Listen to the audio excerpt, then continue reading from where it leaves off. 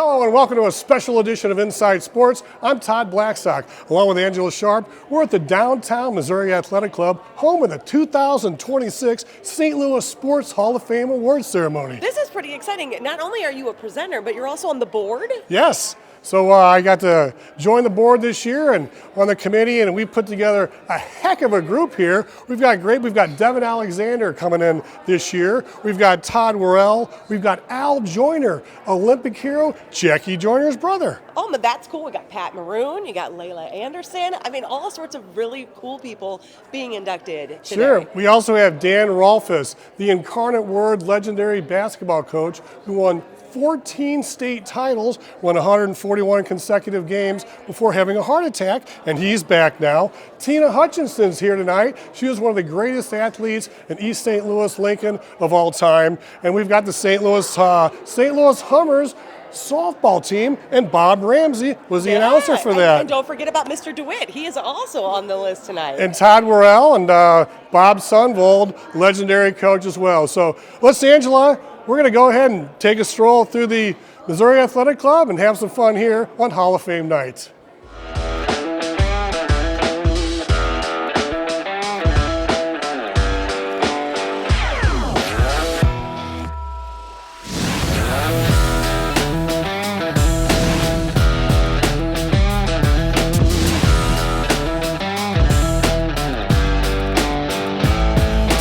Joining me now at the 2026 St. Louis Sports Hall of Fame ceremony, we've got Tina Hutchinson. And Tina, thanks a lot for coming tonight. Absolutely. You know, Tina is one of our inductees this evening and one of the greatest athletes in the St. Louis metro area on the east side with the former East St. Louis Lincoln. You had quite a season in 1983, but heck, your freshman, sophomore, and junior years were pretty darn good as well. Absolutely. You know, all I got to say is God is good. And without him, I am nothing. But with Christ, I can do all things through Christ who strengthens me. So the talent that I have, God gave it to me. So I read where you grew up in Alabama and Birmingham, and then you made your way to St. Louis. And at some point, you were playing ball against the boys and doing pretty good. And what brought you into basketball, and what do you think sparked you and leveraged you into the next level? Well, knowing how good that I used to be in basketball, and the talent that I have and had, I could probably give to other kids that's coming behind me. And that was a big thing for me. In the South, basketball for men, you know, it's real high, but here in the Midwest, it's high for men and women. And that was one of the reasons why I wanted to come to St. Louis and play basketball. So in 1983, it was a special year. I'm not sure. I think you averaged around 30 points a game or something, 29.9 points a game, and you're the USA Today Player of the Year, and you had a couple and a Parade All-American. Parade All-American. So you were sought after by some of the finest institutions in the NCAA, and you chose to go out west. Tell us about your decision. Well, as you know, Coach Ernest Riggins Sr. got the job at San Diego State, and there was no doubt where I was going to school by him being my high school coach, and he got the job out there. So, you know, it'd only be fitting for me to go out there with him since he had done so many things, you know, with me and Tony Wallace, Justine Moore. It's just a couple names to throw out there, but they were great as well. But knowing that he had gotten a job out there, it was no question in my mind where I was going to school. So San Diego State? Yes, sir. Did some great postseason runs there. Unbelievable statistics there as well. Tell us about some of the postseason action you got to participate in the NCAA. Well, one of the greatest things was going out there playing against Cheryl Miller, playing against Long Beach State, and I actually played against Jackie Joyner-Kersee when she was at UCLA, and playing against her and the McGee sisters. It was just an experience, and it was something that I would never, ever forget. So all these years later, yes, sir. You know, you get a call from the St. Louis Sports Hall of Fame. What went through your mind? Well, and you said it, all of these years, and I'm thinking, God, okay, what's the next level in my life? What are you doing now? And when I got that call, I said, is this real? I mean, can it be, God? Why would you wait all of these years? But God is amazing. We serve an amazing God, and he can do anything except but fail. So, you know, everything is in his timing, not mine. Any final thoughts? Well, all I say is God is good, and I thank you for the opportunity to allow for me to be able to speak and to be here, to be back in the loop. Yeah. It's been a long time since I've been here. And a lot of times when I come here, someone has passed away, and this is actually a great occasion, me being back in St. Louis. I love it. Thank you guys so much. Well, congratulations, Tina, and on your induction. And let's send it back over to Angela. St. Louis hometown hero, Pat Maroon. We got to talk about this. When you were undrafted, not sure where you were going to go, did you think you'd end up getting a couple of Stanley Cup rings and being inducted to the St. Louis Sports Hall of Fame? No, no, I wouldn't think this. But I'm honored. That phone call meant a lot to me, and I know it means a lot to my family. And without all the hard work that, I put in and my parents put in, I don't think this would have came to life. So very honored and very honored to be a part of it and all the other inductees tonight and the past. I think it's really great that you acknowledged your parents' sacrifice, because I think people forget, especially hockey, there's a lot of years where parents are driving you to the rink, and especially when you were coming up, those hours were usually either really early in the morning or really late at night that they were driving you to a rink and checking out practice here and there and all over. Yeah, parents put in a lot of work, especially with 3 boys, and I have an older sister, but she never played sports, but with the 3 other boys, they were driving us everywhere, endless hours, especially going to city. Every weekend we were busy, 5 a.m. practices, a lot of car rides with mom and dad. So, it starts with their sacrifice and putting us and guiding us in the right direction. And then it's all up to us if we want to continue our dream. I love it. Well, everybody remembers you from that big goal, that double overtime goal, of course. You really grew up kind of with the St. Louis Blues, if you will. I feel like once you got to the Lightning, you were already pretty established in your life. But you grew up with them. What was that experience like, being like the guy everybody knew? Like, if you went to a bar, I'm sure everybody wanted to buy you a drink. Yeah, it's great. Just growing up being a Blues fan my whole life, my dad had season tickets, and to have an opportunity to come here and sign and put on a jersey, put on a Blues jersey. The city means so much to me, and the Blues meant so much to me. It was an honor to put on the Blue Note. All the history they have, all the people that have came through St. Louis and all the Hall of Famers that came through. It was an honor to be a part of it. And obviously, we all know we got off to a rough start, but at the end of the day, we brought the first Stanley Cup back to St. Louis, and I did it in my hometown, and the jersey that I grew up watching that I love so much. So. It's a day, and I'll never forget, because I remember going to the game that day, and it's a night I'll never forget. So all the moments leading up to that Game 7 and taking off the jersey at the end of the night was just like, I can't believe I just did that with the hometown team I just grew up watching. And being a part of that was really special. I got to ask you, when you get all dapper like this, do you put on the rings that you have earned? So I was going to bring them, but I didn't know if that was going to be okay to bring them, but we have to talk about the back-to-back with Lightning also. That's a big deal, especially for somebody who comes up undrafted. Yeah, when you get to good teams and they have good players, it's about you establishing yourself and finding your identity as a person, as a player, and coming into a new locker room, making sure you gain trust from all your teammates and all your peers, your coaches, your GMs. And that's what I tried to do. I was fortunate enough to put in some great locker rooms that, I was able to lead and be me and be myself, and also go in some great locker rooms like the Blues in Tampa that they're already established. They just couldn't get over the hump, right? Tampa did win in 2004, but it's the next one. They get swept in 2019. They didn't figure out, and it's just trying to find that. I was fortunate to be in those good situations and good teams and try to bring the best of me out to the other guys and be a leader and be someone who I am and stay true to myself. I have to say, like that back-to-back, you realize now you're on a really short list of people who have won that many Stanley Cups, and that back-to-back puts you on an even shorter list. What is that like? I guess it's just your life, so it's just cool. Yeah, it's cool. Like I said, some people will call it luck. Some people hate me for it because they want to be me. And sure. Heck, I want to be you, and I don't play in the NHL. So it goes with both ways. But Yeah, 3 cups.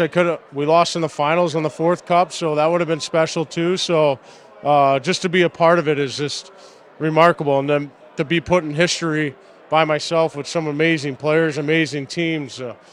Like I said, some call it luck, but just I love the game, and It's hard work from you and your parents, and maybe a little bit of divine intervention. We'll say it that way. How about that? Exactly. Now, I know you've been doing a lot of commercials.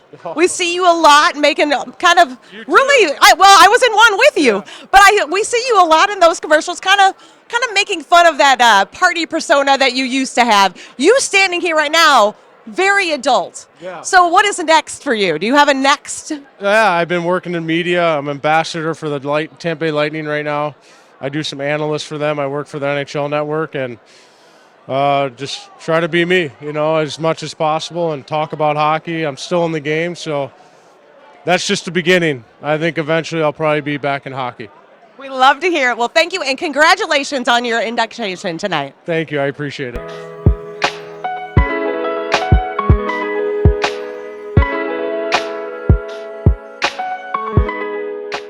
Question for you.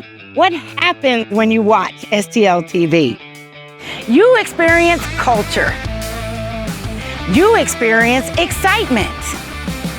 You experience history. You experience flavor. You experience St. Louis. And you can now catch us on Roku, Apple TV, and Fire TV as STL TV Now.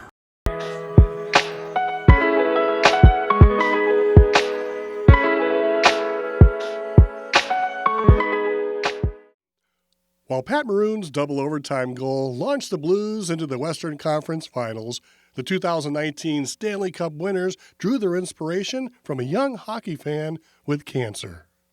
That girl had no fear. That girl did not know what anxiety was. She was living life. It was good. You don't know fear now, do you? Senior in high school, a little bit, but okay. A little bit, but it's okay. Now, Yeah. let's talk about that. Being a senior in high school and having all this kind of fame and notoriety with you, what was that like for you during your high school years as you've grown up through this? Oh, I mean, it's truly been an honor, but the way I kind of describe it to my friends is like you go home and you practice volleyball. I go home and I practice giving back. I almost practice, like this is like my after school activity. So it doesn't feel like a job. It's just, I'm truly grateful to do what I get to do, If you watch sports in the 1970s in St. Louis, you remember the St. Louis Hummers. And we've got Linda Wells right here with the Hummers and the whole team as they're going in to the 2026 St. Louis Sports Hall of Fame. And Linda, tell us about how excited you are tonight and who do we have here? Hey, we are the Hummers, and here we are. This is Charlene Sinowal. She played outfield. Petey Fadea, she played second base. Pat Ginsler played center field. All right. Third base, Susie Bubblegum Heimer. Susie? Heiner. Yes, Debbie Kirkman-Kirka, second base. Nancy Boomer Nelson, a hitter. Vicki Snyder, our shortstop, and our back girl, Jody Surik. The Batgirl, huh? You had Batgirls back then. Well, I tell you what, the St. Louis Hummers had a tremendous string of victories and fantastic seasons in the 70s. Can you maybe give us a highlight of some of your records and how far you guys took it? Well, we were competing in the finals of the World Series the last 2 years, which would have been 78 and 79. We had great. And we were up against Joan Joyce and Company from Connecticut. They were the winners of the league. But we were so proud to be from St. Louis and to be a runner-up in the league. It was very exciting. We had all-stars on our team. We had great turnout. We had great fan support. And we had great camaraderie. We're so happy to be here together after all these years. And very honored. Now, isn't it ironic that your broadcaster was Bob Ramsey back in the day, and he is also going in tonight as partially because of the Hummers, but also another 40, 50-year career after that. I know. Yes, he was just a young kid starting out and looking for something to announce, and so there's Bob Ramsey, and then, there's Ramsey on the radio, and there's Bob Ramsey doing the Billikens, and so it'll be fun to see Bob Ramsey tonight, as well as I hope for Bob Ramsey to see all of us. So what are you most excited about, coming back to St. Louis? Because You probably don't all live here anymore, but it's kind of a reunion thing. Yeah, What are you Susie's taking from away? Indianapolis, and what do you take from it, Susie? Just getting to see everybody again. You know, it's been years, and you enjoy just seeing everybody. It's like Linda said, the camaraderie that we developed. You know, and they're lifelong friends. You know. So what made the St. Louis Hummers so special? I tell you, it was a great show for St. Louis to have the professional softball team in town. And Susie had mentioned the camaraderie, the competition, just the desire and the passion for the game.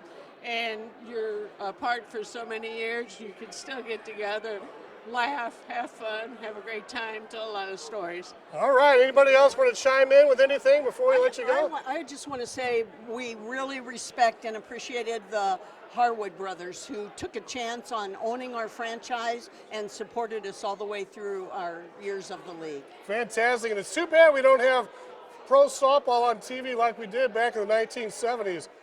I could go on and on about the first in St. Louis sports, but tonight we will recognize some of the men and the women who helped create this history.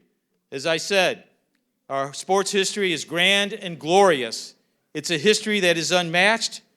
In times when others, right or wrong, like to point out the flaws of our city, they cannot look away from recognizing our city's great sports history and continued accomplishment. I think I'm so excited for this one right here. It's Bob Ramsey.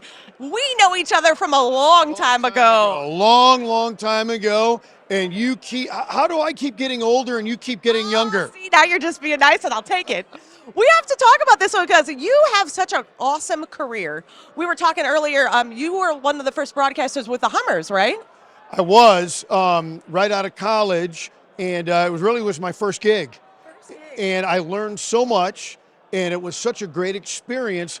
It was kind of like, your first job, and it's almost like being in the big leagues. It was the top women's league. They were great players. We had so much fun. It was just a marvelous experience. I can't think of a better way to start a career. Absolutely not. And they're here tonight too. I know that. That's got to be pretty cool for you. Walk me through some of the highlights of your career. Like when you think back on your own career, what are some of the things that really stand out to you? Like, wow, that was a really cool thing. Well, I'll tell you, one of the things is it's all about people. And Rich Grauer, I met him when I was broadcasting his high school basketball games at the Smet. Then he's the SLU coach when I moved back to St. Louis. And so in no small part, helped me get hired to do the games 40 years ago. I think the different eras all have a little bit of a highlight. Rich Grauer with Anthony Bonner and that group. Charlie Spoonhour and Spoonball in the 90s. Of course, Rick Majerus and that great run. And now with Josh Schertz, a team that's 22-1, it's really been an unbelievable ride. That is amazing. You have been all over the place. I know you did the fan show a couple of times. Yes, I did. Which was, if you don't know, a really goofy show that Rich Gould put on with Channel 11.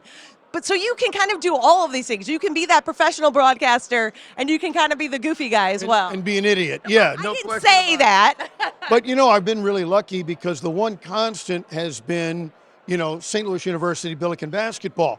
But I had an opportunity to do fill-in work with the Cardinals. I did ambush soccer when they won the championship. You know that. You were around there. And so all the little different things I've been able to do, and even doing football now back at my alma mater at Lindenwood, it's really, I've been so lucky and so fortunate.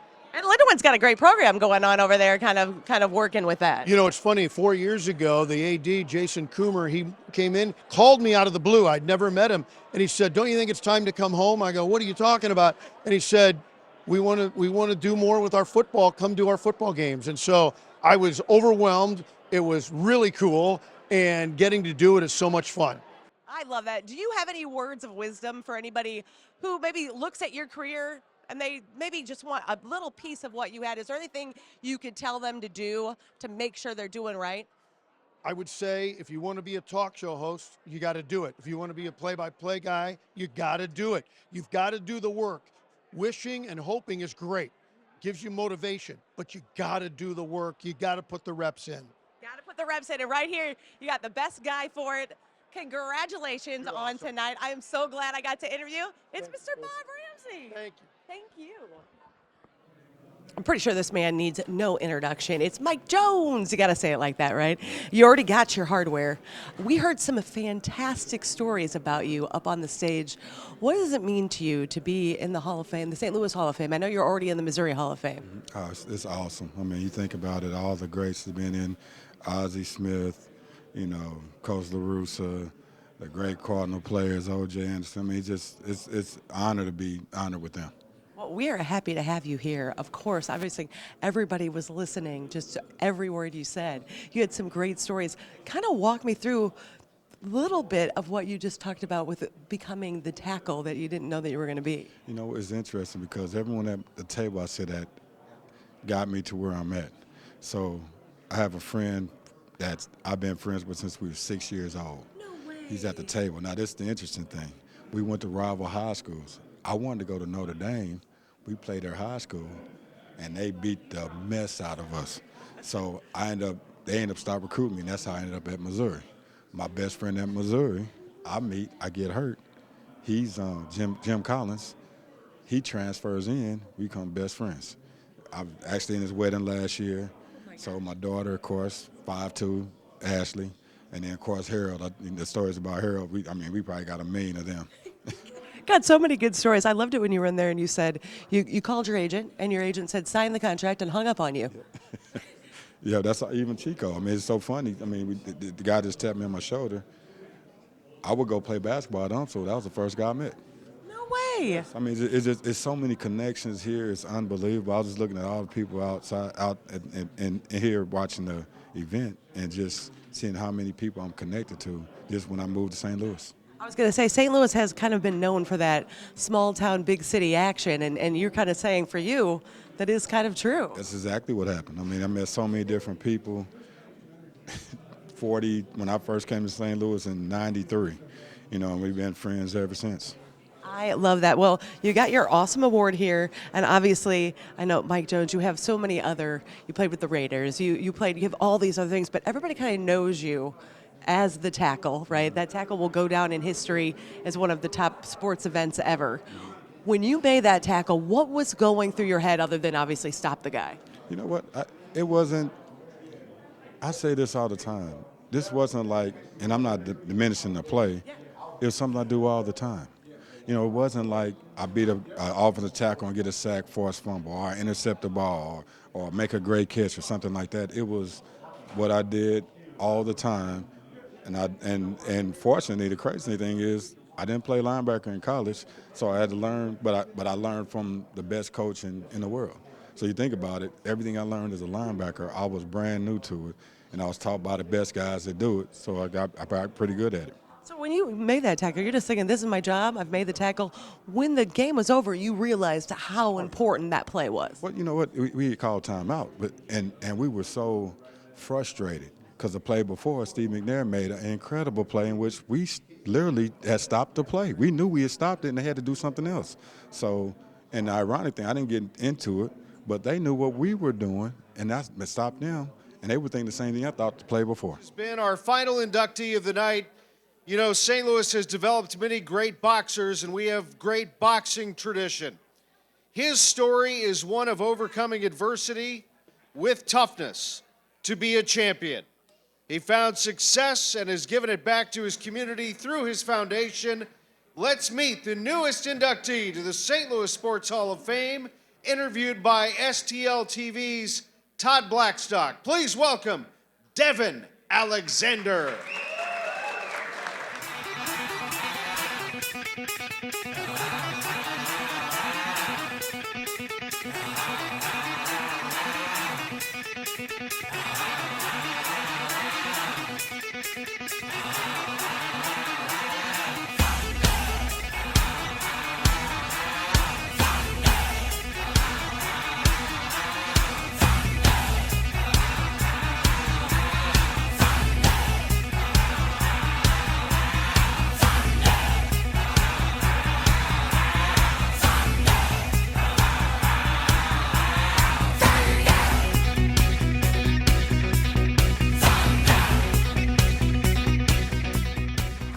Devon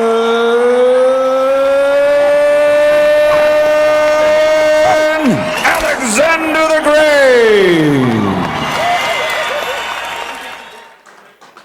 Devon Alexander the Great. How are you, my friend? Todd. So do you guys want me to punch him in the stomach to wake you guys up?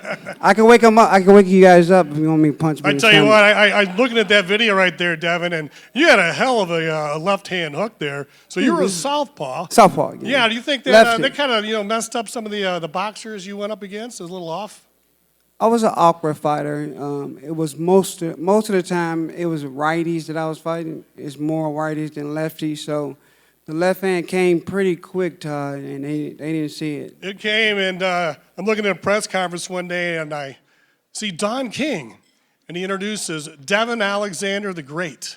Yeah. Did Don King coin that, or were you always Devon Alexander the Great? He coined that. Did he? Coined that. So Alexander the Great. How did you get in with Don King? How did he become your promoter? So I was a decorated amateur as a kid, and I had an amateur record of 310, 300 wins, 10 losses. So I was very decorated. So I'm just this poor kid from St. Louis, Missouri, in North St. Louis.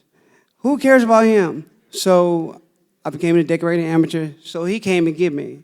They heard some noise that it was a kid in St. Louis that was doing amazing, winning every tournament. Whatever tournament it was, I won it. I was able to win it. And Don King flew in, and he came to get me. So what was he like? I guess he helped you make a little coin along the way, huh? Yes. Don King was very animated, as you guys know. He got some of the most weird words to say. You know, he can make a word out of anything if you ask him. 300 wins as an amateur is pretty amazing, Devon. How did you fight so many fights in just a few years? I mean, that's got to take a lot of endurance and training. Yes. Well, when you think about amateur boxing, when you go to a tournament, you fight every day. And that really does help distinguish, do you really want to do this game or not? Boxing, as you guys know, is not an easy sport. It's damn near impossible, honestly. And only 1% of the fighters become world champion or even touch this. So I'm just thankful to God that he chose me. Somehow he chose me. From a kid from St. Louis, Missouri, he chose me. So I'm grateful for that. Not only one, but I won it 3 times. So that's amazing, Devon. So what was your inspiration to get into boxing? You're in the inner city. You told me a couple of days ago that, where you grew up, a lot of people lost their innocence at a young age. Yes. What do you mean by that? Well, I started in North St. Louis. Grew up very, very impoverished. 13 brothers and sisters. I got my big sister over there, Angie, and 2-bedroom household. And I don't know how mom and dad did it. I really do not know how they dealt with 13 brothers and sisters. I mean, just thinking, I got kids now. My wife's over there. I got kids now. And to deal with 13 siblings with limited resources. I don't know how I was a poor kid. I ain't gonna lie to you. My shoes used to talk at school. I used to go to school with talking shoes, holes in my pants. Sometimes I had to stick some newspaper in my shoe to cover up because it was kind of cold outside, so I had to stick newspaper up in there because that's the type of environment that we was around. So I don't know how my mom and them did it, but I found boxing. And I stayed too long. Once the first day of boxing, it literally became the rest of my life. And what a great night out here at the St. Louis Sports Hall of Fame induction ceremony. We've got so many great people out here tonight, and I want to thank you for joining me and pulling a heavy load out here tonight. Hey, thanks for having me. This was so much fun to see some of those awesome sports icons that from seeing them and getting to talk to them and see them in this awesome space. Sure, it was a lot of fun getting to induct Devon Alexander.